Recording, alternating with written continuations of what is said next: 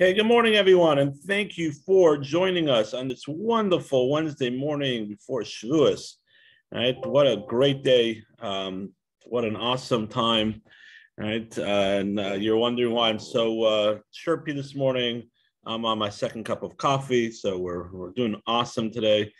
Um, okay, let's get cracking. So today is Wednesday before Shavuos, right? So typically, what we try to do in the past, right, is to talk a little bit about the holiday. The class before and connect it to the ideas of proper conduct of speech, and in general proper conduct, right, through speech. How to behave generally, which is a harder thing than it sounds like, right? Behaving. So I had this idea, and I was looking at this quote on page 267. Good morning, Cindy. Right, I had this idea of I think an interesting idea, a topic that we could discuss, which I think is very apropos, really, to in general, right? But I think it is very apropos also to the holiday of Shavuos. And the quote goes like this. You guys look at the bottom of page 267. So if you remember, we did the halacha on 266, right? But we did not get to the quote, right, on 267. So let's talk about this quote for a minute, right? What is hurtful to you, do not do to your fellow, right? Good morning, Martha. Right. So this is a famous quote, right? It's actually Rabbi Kiva's quote. And I want to give context to the quote in a minute of where it is. It's in the Shabbat, tractate Shabbat, page 31a. But I'm going to give context to it in a minute. But we've heard this quote in many different, don't do unto others what you don't want to be done to you, right? This is, the quote over here is the literal translation of the verse. It's actually in Aramaic. That's where it's really in Aramaic and Shabbat, tractate Shabbat. But I want to hear from you guys first. When you hear this quote, what comes to mind? Right? What comes to mind when you hear this quote? Right? What is hurtful to you, do not do to your fellow. Right? Don't do unto others what you don't want to be done to yourself. Similar quotes, right? What's the first thing that comes to mind, right, when you hear this quote? Any thoughts? Well, Jim is itching over here to say something, so go ahead, Jim. I mean, that's pretty much the Torah in a nutshell. If everyone lived that way, everything would be fine. Don't do unto others what you don't want to be done to yourself. Yeah. So everything will be fine. So you mean to say eating kosher is connected to this too? Everything's connected to this in some way. We could find a way. Okay. To connect it, but in general, if that's your life philosophy, the world would be infinitely better. It may take we may need a few more sentences and catchphrases to make it work, but essentially the world would be a wonderful place. Okay, so Jim is being a little broad over here, but he's saying that the world would be a much better place with this quote. That's what comes to mind. Right? Everything's included in this phrase, maybe a couple extra sentences, but the world will be in a better place. I cannot disagree with that, but I was just wondering if anything specific comes to mind, a little more lasered, homed in on certain things. Any other thoughts that come to mind when you hear this quote?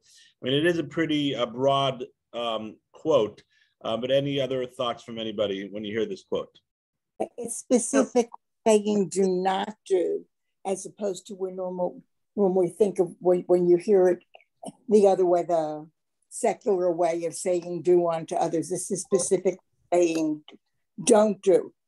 It's like when we're thinking about the commandments and we have some things that you specifically say do not do, as opposed to those that say do something in a positive. And this is specifically focusing on what not to do. Okay, so Chayle is pointing out that the quote, Hillel's quote, is in a restraining way, right? Do not do unto others, right? What is hurtful to you, do not do unto others, right? Or in the secular way, they say, don't do unto others what you don't want to be done to you, or things like that, right? But it's not saying do to others what you want to be done to you, right? But it says do not do unto others. So the lessons of restraining, Okay, we'll expand on that. It's a very good point that you're bringing up. Why was it said this way and not in a more positive way? Any other thoughts? Depending on your experiences, what you might hate or dislike does not necessarily mean the same applies to your fellow. So, I think we all comprehend at this point. Anyway, that's it. So you're sort of asking a question. I personally do not like pacha. Right? You all familiar with pacha is? Oh, you guys, okay. You guys are much better without knowing what pacha is. Pacha is a food. It's this slimy little thing that my grandmother would eat. Very European. I think it's the fats of the chicken legs or something like that. Right? Probably very, very, very healthy. Right? Right? And it's sort of they boil it up and then they make it into a gel and they would eat it. I remember as a kid. Right? They make after they eat it. Right. I'm not sure what language it is, if it's Russian or if it's, I don't know what language it is, right? But I remember as a kid, by my grandparents' house, it's always seen this slimy thing, thinking that it was like alive, like, it's like slide all over the plate. And, right? So I personally do not like it, right? So maybe my grandmother does like it. And I know I'm not talking about I'm talking about food, but so I'm just bringing out in a extreme way. So you're saying, Bonnie, that maybe just because you don't like something, maybe others would like that. So maybe you should do that for them, right? So if you don't like going hiking, right, or if you don't like whatever, it doesn't mean to say that you shouldn't arrange a hiking trip for someone else.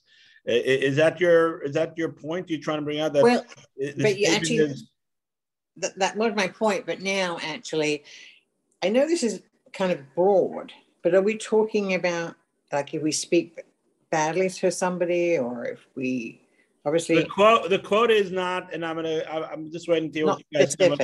The quote is not necessarily speaking about speech, right? It is applicable to speech, and that's why it's in this book, right? But it's not necessarily talking about speech. It's talking about in everything. Yeah, it's the general phrase that Hillel said. Okay, anybody else? Rabbi, I have a question. Go again, Martha. Okay, it brings me back to elementary school for some reason, the whole thing. Maybe good memory.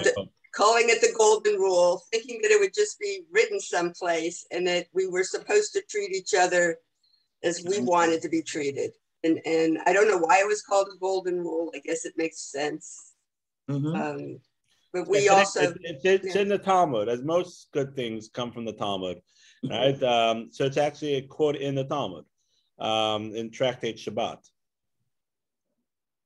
I'm just talking about the word golden rule. Oh, the golden rule. Why is it the golden rule? Yeah, because it'll probably, based off a quote from the Talmud, it'll probably be explained why it was translated into the golden rule in a minute. Anybody else? All right.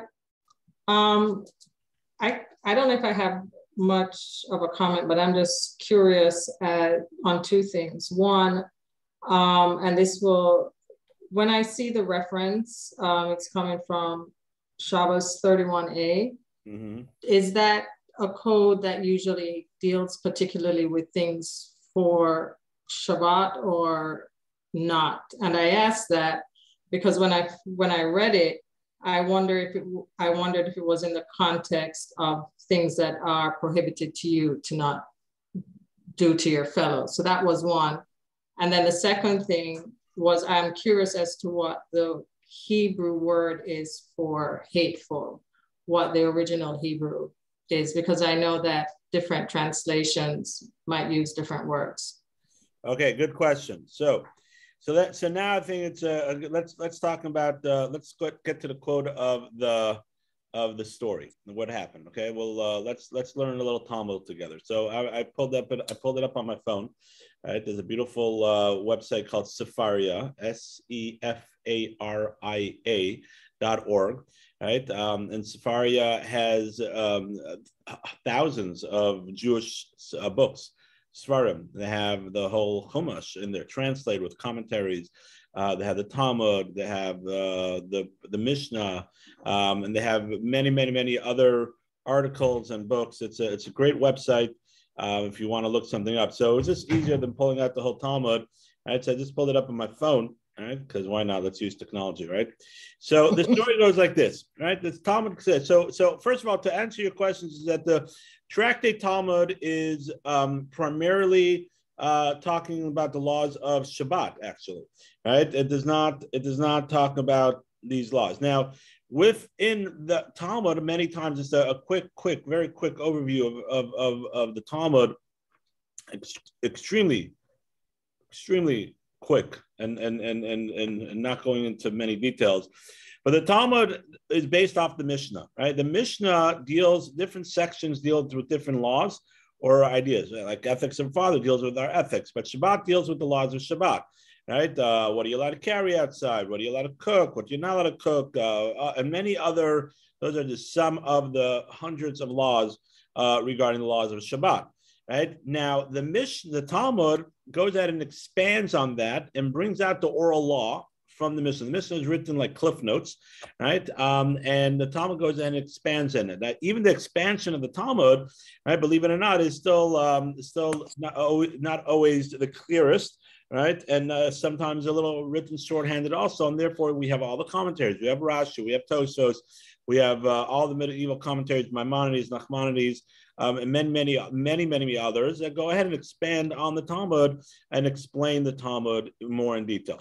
Now, within the Talmud also has the right, because the Talmud is writing down the oral law, right? So the Talmud uses different opportunities, either since it quoted a certain rabbi that said something about that's related to the Mishnah, it'll go ahead and use its authority to go ahead and quote a different quote from that rabbi that might not be connected at all to this law, right? But it's an opportunity to go ahead and bring in other parts of the oral law, right? So either it's ethics or lessons that we're supposed to learn or other laws that might not be connected directly to this law, but it brings it in either as a proof or it brings it in because there's a quote. And again, this is an extremely short version of Talmud, right? It takes years to grasp Talmud and to know how Talmud works exactly, right? But this is a very quick way. So within Tractate Shabbat, which is extremely large tractate, offhand, I don't remember exactly how many there are, but it's somewhere in the vicinity of 180 pages or something like that,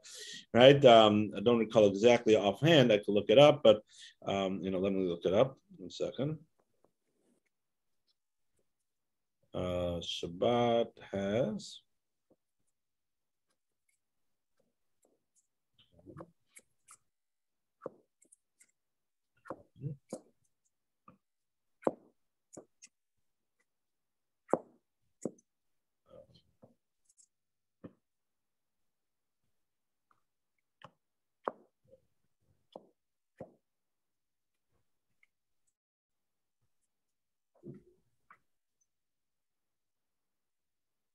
Sorry, guys, 1 second.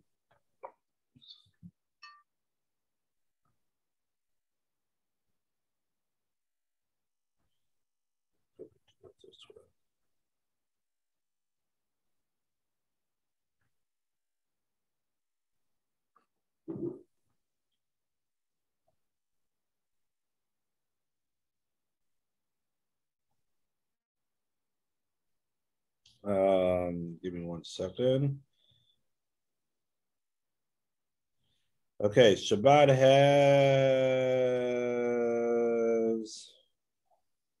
157 double-sided pages. It's a pretty large book. Yes. SEFARIA.org. SEFARIA.org. Jim just asked for the page again. Okay, so let's go. So the Talmud over here again, it's I'm not going to go, it's a long, what's the connection? One thing, another thing, I don't want to get into that, but the Talmud goes like this. In a nutshell, the Talmud tells us like this. Mightier, there was a story with one non-Jew that came in front of Shammai and told him, right, that he wants to convert, right? Right? said, I want to convert, right, as on the condition that you teach me the whole Torah on one leg, standing on one leg, right? This is a famous story. You might have heard this story brought down in different scenarios, different classes, different things. Right? But I want to convert, and on the condition that you teach me the whole Torah on one leg, right? So Dachvo Ba'ama Habinyan Shibiyada, right? Shammai pushed him away. So are you crazy, right? To learn the whole Torah on one leg, right? Like, first of all, what kind of joke is this? Like, what are you making fun of it, right? And we're not going to go ahead and explain what Shammai, the process of what Shammai. There's tremendous lessons to learn, right? Of the idea of we have to be wary of people that are coming to mock the Torah. We should engage with people that mock the Torah, right? It's only people that want to engage and learn Torah. And again, I don't want to get too off topic of that. So, but Balaf Nehil, so he came in front of Hillel, right? Geresi, right? Convert me, right? Same thing.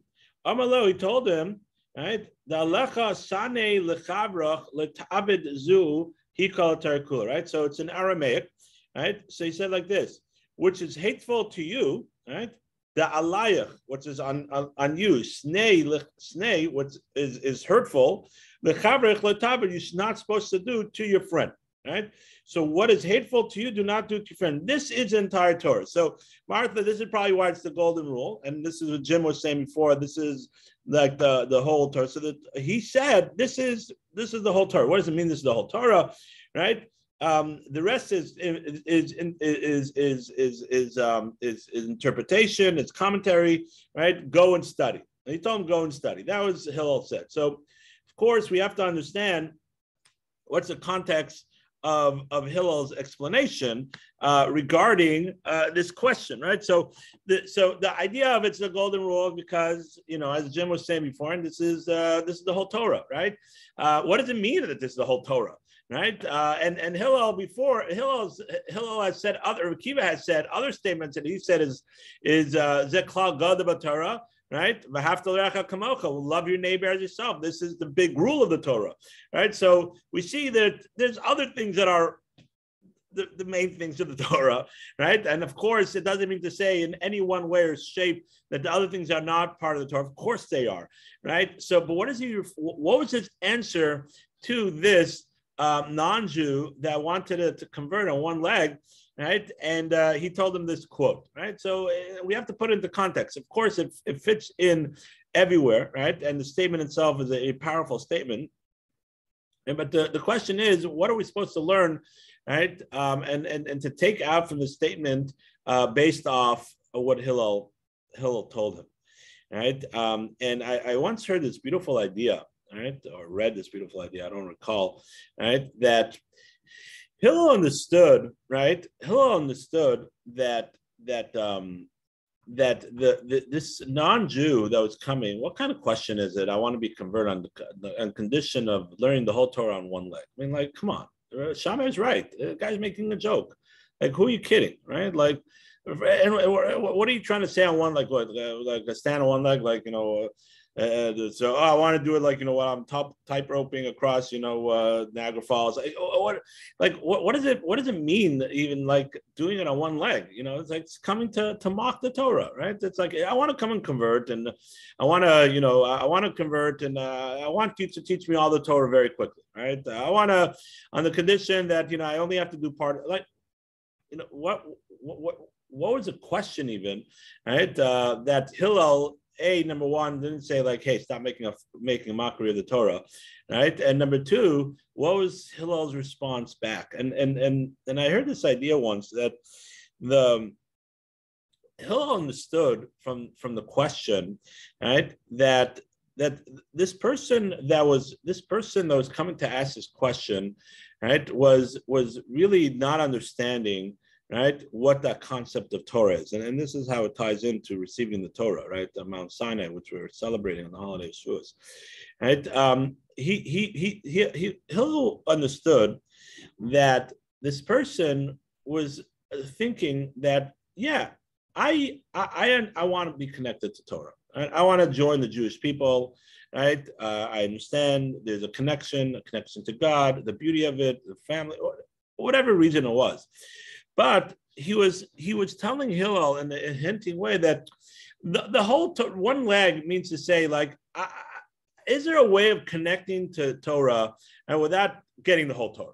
Is there a way to, I want to be Jewish, but, like there's certain things in Judaism that's just like, I don't know, I'm not ready for that. Fasting on Yom Kippur, I don't know if I could do that, right? Having to eat matzah the whole week, I don't know if I could do that. All the laws of business and, the laws of modesty and the laws of kosher, right? Like, come on, like, in the airport, it's much easier, when you don't have to eat kosher. Whatever it is, can I do it on one leg? Means to say, can I connect? I want to be part of it. Isn't there, at least I want to be part of it a little bit, right? So let me be part, whatever I can be part. And is there a way of joining Judaism, right, in such an aspect, right? And that's what he's referring to by standing on one leg. It means to say, just part of my body. And Hillel answered him with a unbelievable insight, right? Hillel answered him, and this is with the quote, and the quote is also meaning many other things, like our relationship with other people. But Hillel answered him, he says, what is hurtful to you, right, do not do to your fellow. We need to say like this, right?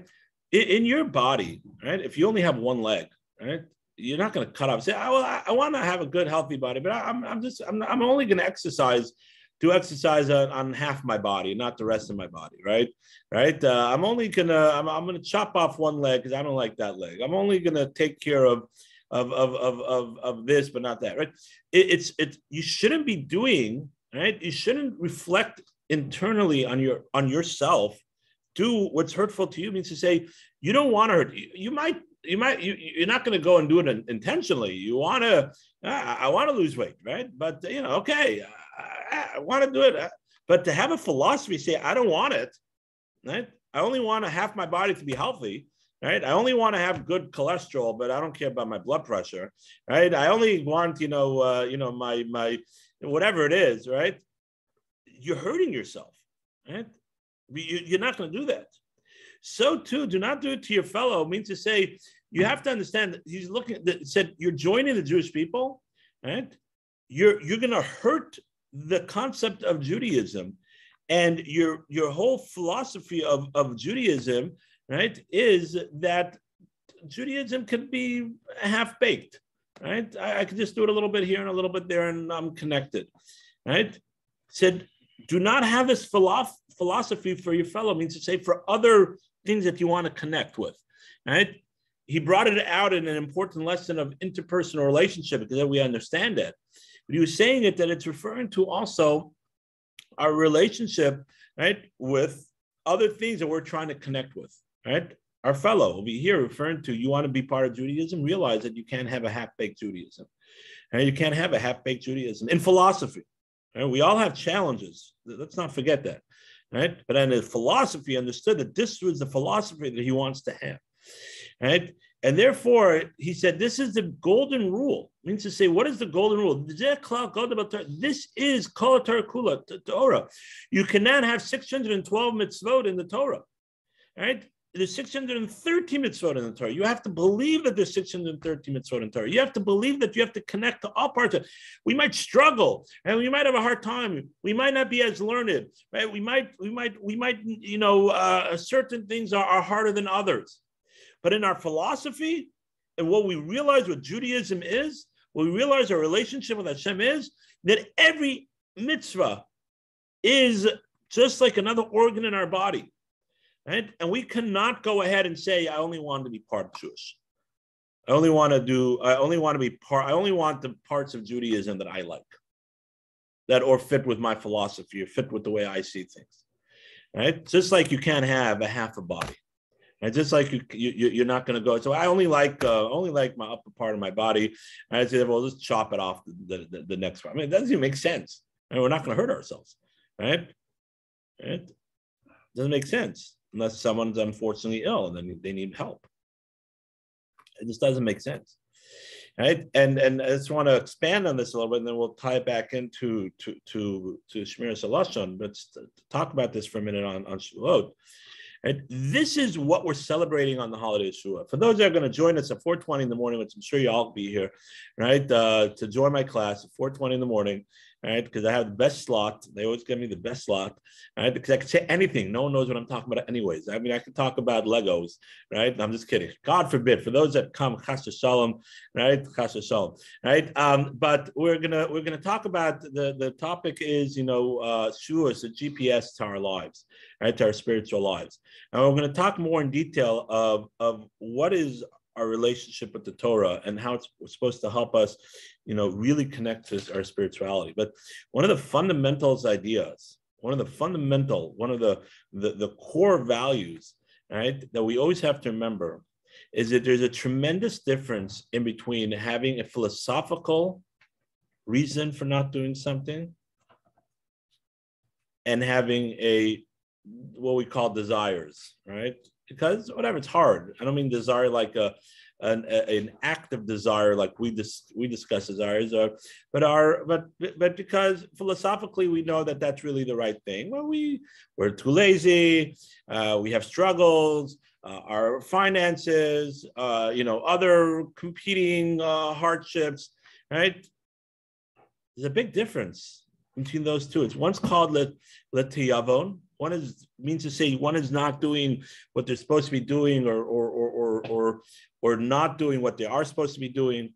Right? Letiyavon means to say because of hardship, because of the inclination it's getting to you. If it's because you feel you need to make a little more money, if it's because things are more expensive, want to go on a vacation, it's I'm just not holding there yet, or I don't know much about it, and then grow up this way. Then if it's a philosophical reason, right, that's why I'm not doing it, right? I'm not doing it because I don't believe that that's a mitzvah in the Torah. I don't believe that in 2022, God would ever say such a thing, right? Or I believe that God not necessarily really wrote the whole Torah. It was more inspired by man or things like that. And therefore anything could change, right? That is harmony. That's like believing in only half your body. That's like believing half your body, right? And that is one of the main things that we believe holiday of Shavuos is that Moshe gave us the Torah on Mount Sinai. We're celebrating this idea of the Moshe went up to heaven, and God spoke to us the 10 Commandments, right? And Moshe received the whole written Torah and the whole oral Torah.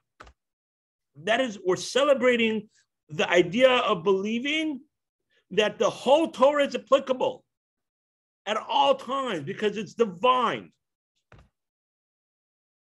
That's the core values. That's the whole Torah. Everything else, you have to by commentaries. It means to say that you have to go ahead and learn it. You have to understand it. But you're not going to go and start anything if you don't believe this. You're not going to go ahead and question yourself. You're not going to go ahead and take the next step, right? You're not going to go ahead and start studying things that might be different than the way you understand it, because that's not Judaism for me. Judaism for me is only lighting Friday night candles and donating to Federation and loving Israel. Which those are, don't get me wrong, those are extremely important things, right? Those are extremely important things. That's not Judaism. Judaism is believing in all of the 613 mitzvot. We all have struggles. We all have challenges, right? We might not know about certain mitzvot. Doesn't mean to say that you don't believe in it, right? And that's the holiday of Shavuos. That is what the important lesson of the holiday of Shavuos, and that's what Hillel was telling, right? This convert. You want to join the Jewish people? You got to go ahead, full 100% in. And that's why, I was speaking, I remember I spoke to someone that was converting, and, it takes a long time, an Orthodox conversion. It could take up to 4 years sometimes, right? Sometimes a little less, sometimes a little more. It depends on, and he said, Rabbi, I know a lot more. I practice more than most Jews. I said, you're right. You're 100% correct. So you're right. I said, but to join the Jewish people, we have to see that you are committed to join the full 613 commandments. We have to see that you're committed to this. Someone that's born into it, someone's born into it. We try tell them, yes, you have to be committed. And we talk to them, but they're born Jewish. Why? Take it up with God. I don't know. Right? I have no idea. Right? I'm not even going to pretend to answer that. I have no idea. Take it up with God. Right? Why did he make you born in a non-Jewish family and this is born in a Jewish family? Why are you born in a religious family, non-religious family? Why are you born, right, to a single parent, to a good, healthy family, to poverty, to rich? I don't know. I don't know. And I'm not going to pretend to know. Right? I don't know. But what you're dealt with, just like poker, right? I love poker, right? What you have to work with what you dealt with, right? You got to work with what you dealt with. And you're judged on what you're dealt with and how you react and what you do with what you dealt with. So if you're born to a Jewish family, you're Jewish. If you practice or you don't practice.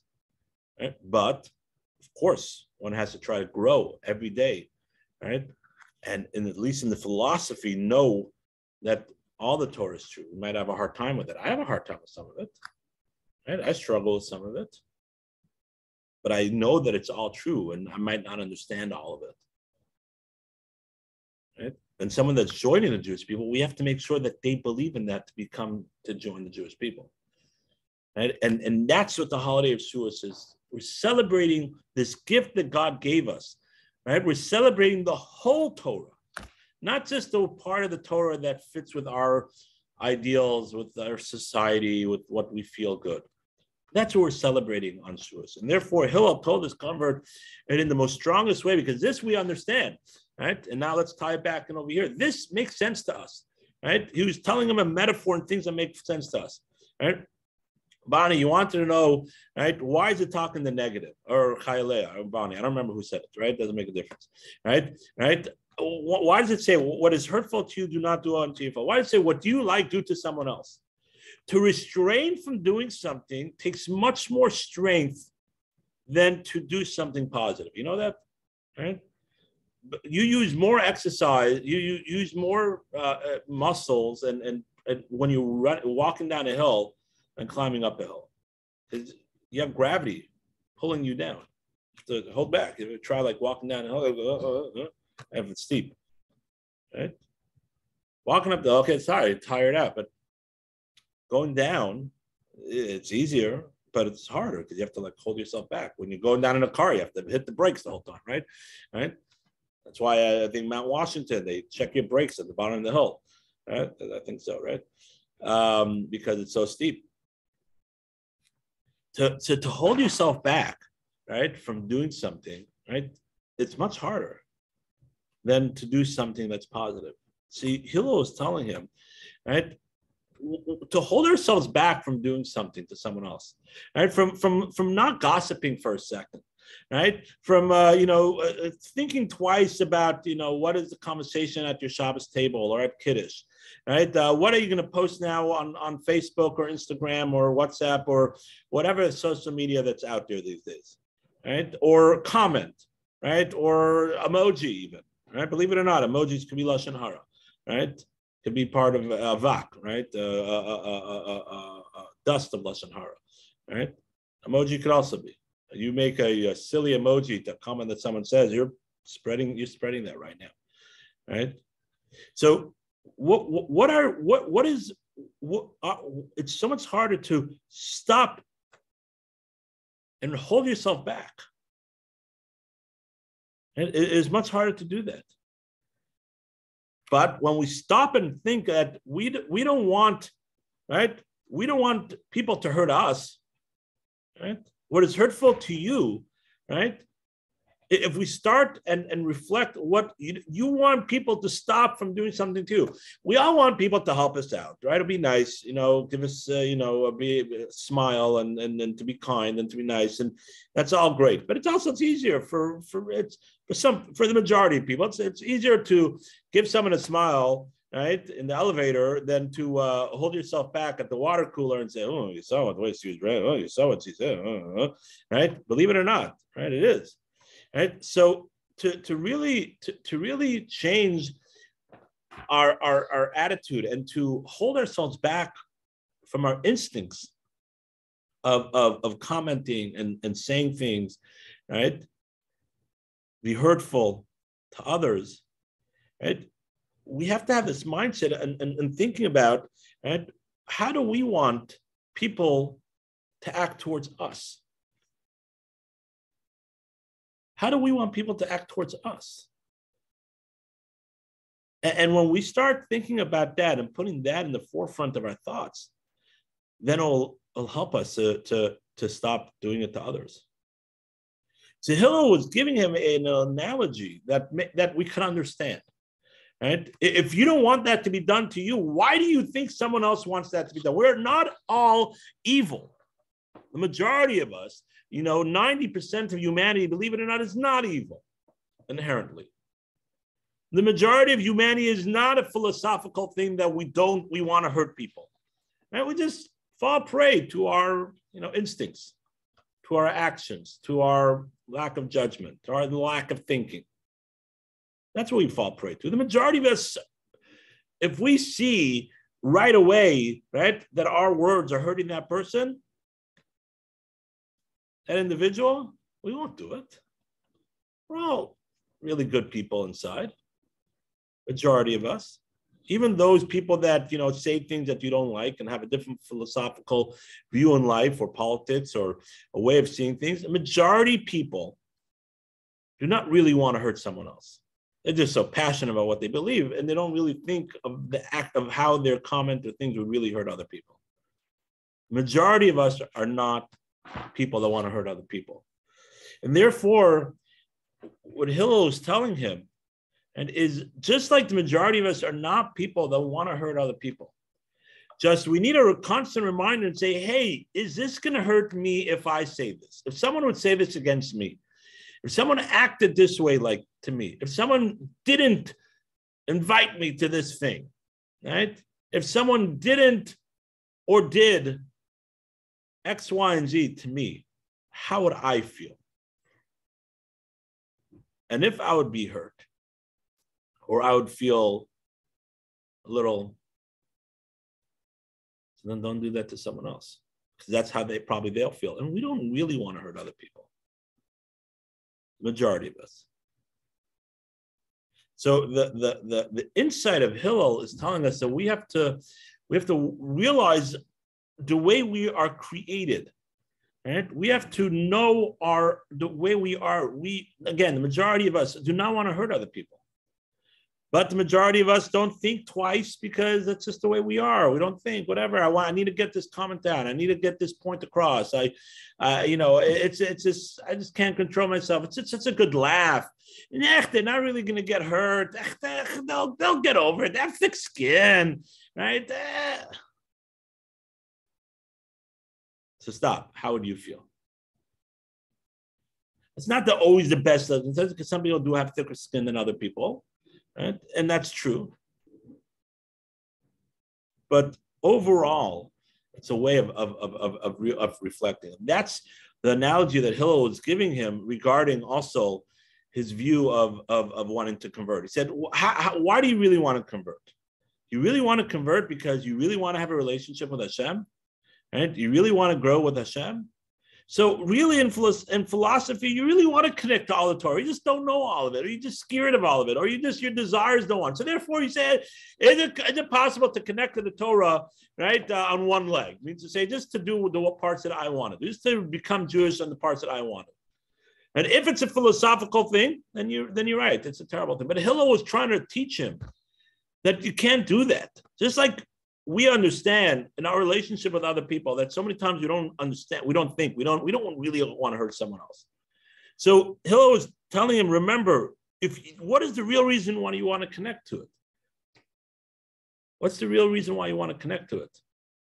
We have to stop our emotion, right, and reflect.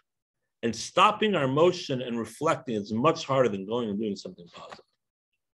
And that's why it says it in this way. And so that's just a quick thought Right, just I know Emily's smiling. Quick thought, right? But just a quick insight, and there's so much more. And the commentaries have many other explanations on Hillel's comment and what's the connection to that story, right? But this famous quote comes from that story, right? And it's just an insight of our first of all to show how the rabbis, right, did know human our way of acting, our psyche, our how we are, right? And that's what Hillel was teaching us, right? This important thing that the majority of us want to do good. Majority of us want to be part of good. Majority of us who want to be, connected to something that's bigger and better than us. We just have to sometimes stop our day and say, am I really being part of that? How would I feel, right, if that was done to me, right? How would I feel if I just looked at my life, my physical life halfway and not full, right? Because I'm just too lazy to do X, Y, and Z, and therefore I'll lose my legs, right? God forbid, right? So too with my spirituality. Okay, any questions or comments? I know I spoke for a long time, but that's part of my right. Any questions or comments? Anybody? Go ahead, Martha. My question's kind of like, we also talk about Ruth and Naomi at this, and you talked about converts a little bit with this too. And does it all tie in with receiving, and the people who were there, they hadn't all been Jewish necessarily. They took everybody out from Egypt, right? So it's a whole lesson learned. And also, we're studying Musar, Suzette and I don't know, other people, and bringing the zeal and enthusiasm into all of this as well. And my growth of my soul. And I know, the class is maybe coming to an end. We're getting near the end of the book. So I want to cover a lot. Well, that's good because you have a zeal for learning, which is excellent, right? So first and foremost, right, what was the status of the Jewish people is a very interesting discussion, and again, a not one-legged answer, no pun intended, right? But not a one-legged answer, right? And that's probably where it comes from, right? A one-legged answer, right?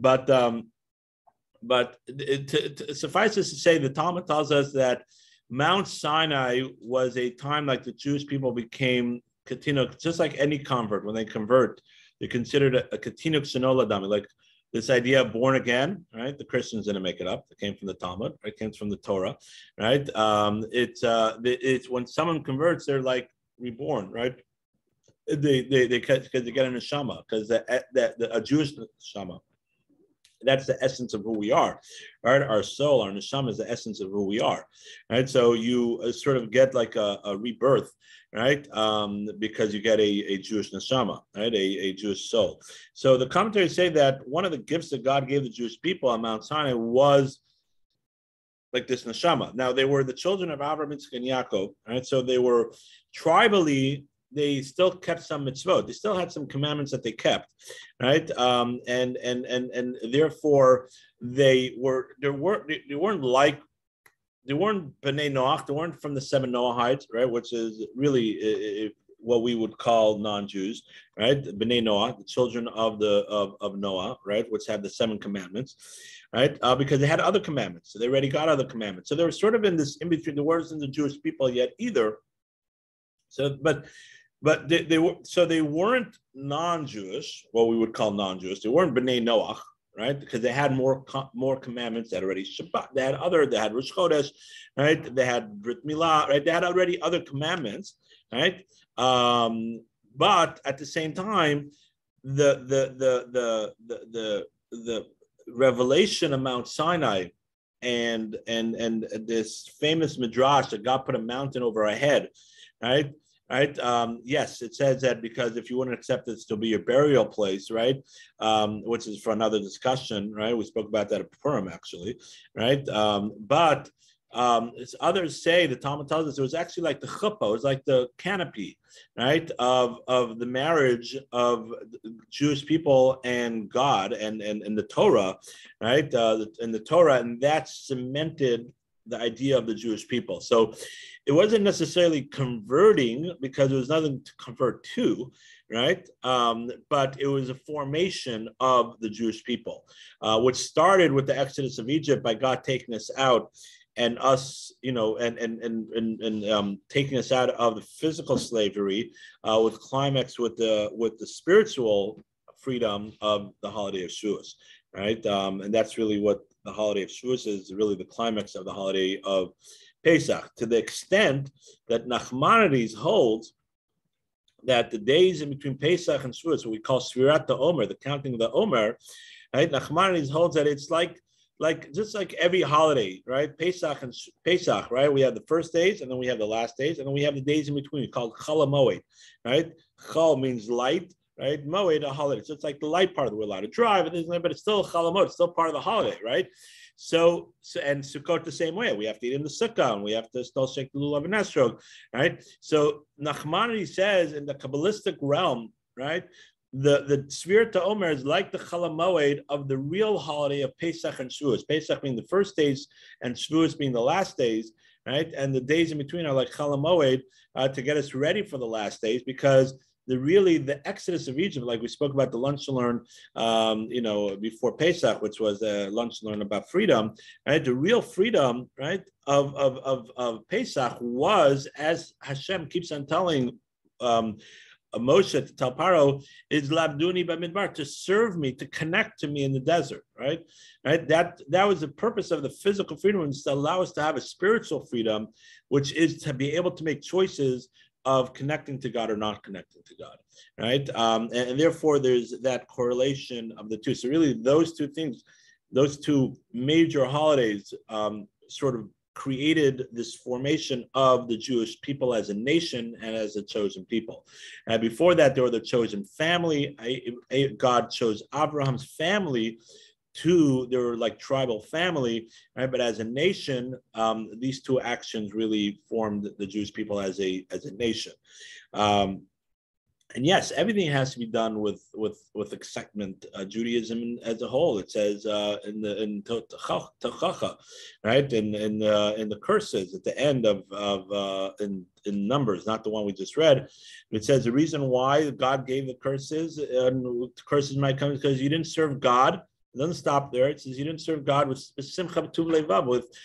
gladness of heart, with happiness and gladness of heart, right? Judaism has to be exciting. It has to be something that we want to do. We want to be something that we want to be part of, right? And that's, of course, and that's part of Musar. And Musar is a lot more than than that. It's also working on our attributes. Musar, part of Musar is also a connection of Musar is hashkafa, is having the right philosophy, right? Because if you don't have the right philosophy, right, so then you could learn, but it's not going to really push you to do the right thing. And again, I don't want to get too sidetracked on this topic, which is an important topic. But the bottom line, the starting of everything, you can do a lot of learning, but if it's just for academia, right? So then it takes you so far. But the bottom line is, like we're saying, that's what Hill was telling him. When one is learning, when one is connecting, when one is wanting to be build a relationship with his Judaism, philosophy-wise, we have to realize and we have to believe that God gave us the whole Torah. If we understand it, if we don't understand it, if we like it or we don't like it, right? If we have a hard time with it or we don't have a hard time with it. Every aspect of the Torah, every law, right? God gave to Moshe, right? And that was transmitted through the oral teachings and then codified in the Talmud, right? God gave us all. And we cannot be walking with one leg only. And we have to believe in that. Now we have to go and study it. We have to go ahead in different avenues of studying the meaning. Talmud mitzvahs, the reason behind the mitzvahs, the most part of it, the law is part of it, right? We have to have excitement of it. We have to reflect and ask questions and connect to it, right? But we will only do all that in a healthy manner is by, number one, having the philosophy that the holiday of Shavuos is teaching us, is that the whole Torah is given by God, right? The whole Torah. Even the parts that in 2022 people don't like, right? The whole Torah is given by God. Doesn't mean to say that we might have a hard time with it.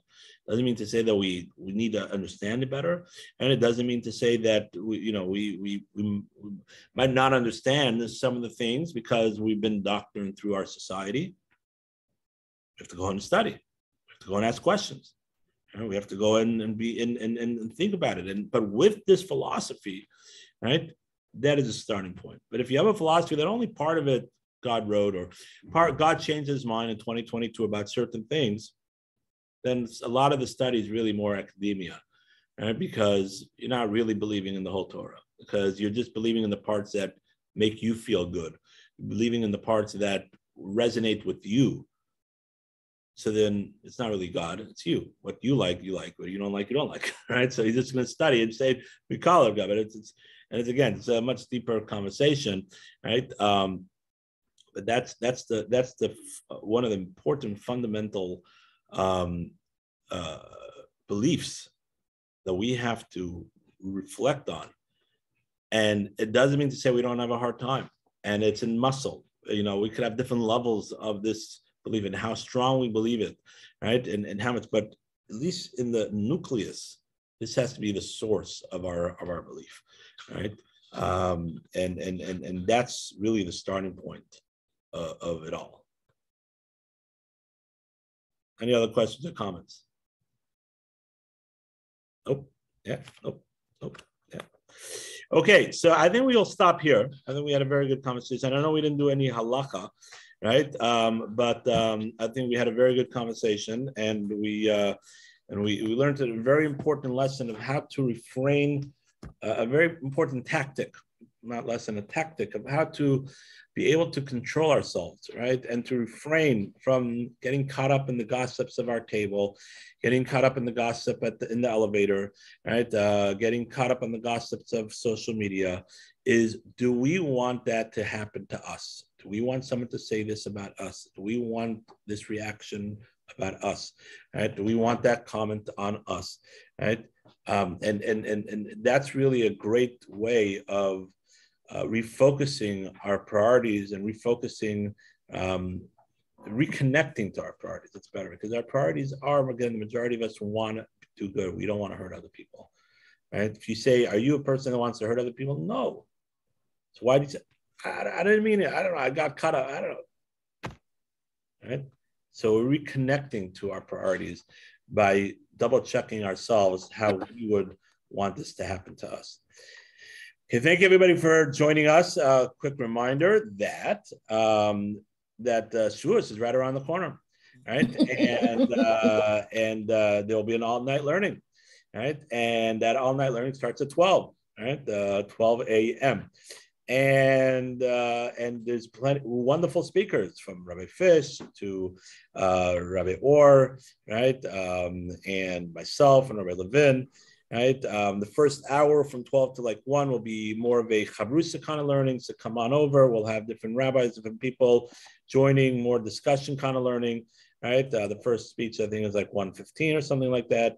And also there's a women's learning Sunday morning at 10 a.m. We have a guest speaker from out of town, and that will be here. So please join for that. There will be babysitting during that time. So thank God, there's a lot of wonderful opportunities to grow and to learn. And if you can't make any of those, make sure you sit down at home and learn a little bit, right? And connect and to reflect. And of course, Monday morning after davening, we have our Shavuos lunch, which we're honoring two wonderful volunteers, right? Sherry Herring, who couldn't be on the class today, and also Mickey Green. Mickey Green. Right, Mickey Green. So please join us for the lunch. It's free, believe it or not. Right? It doesn't cost you anything. Right? So please join us for all the wonderful opportunities over the holiday of Shavuos. And we will be back, God willing, next Wednesday. Everybody have a wonderful day.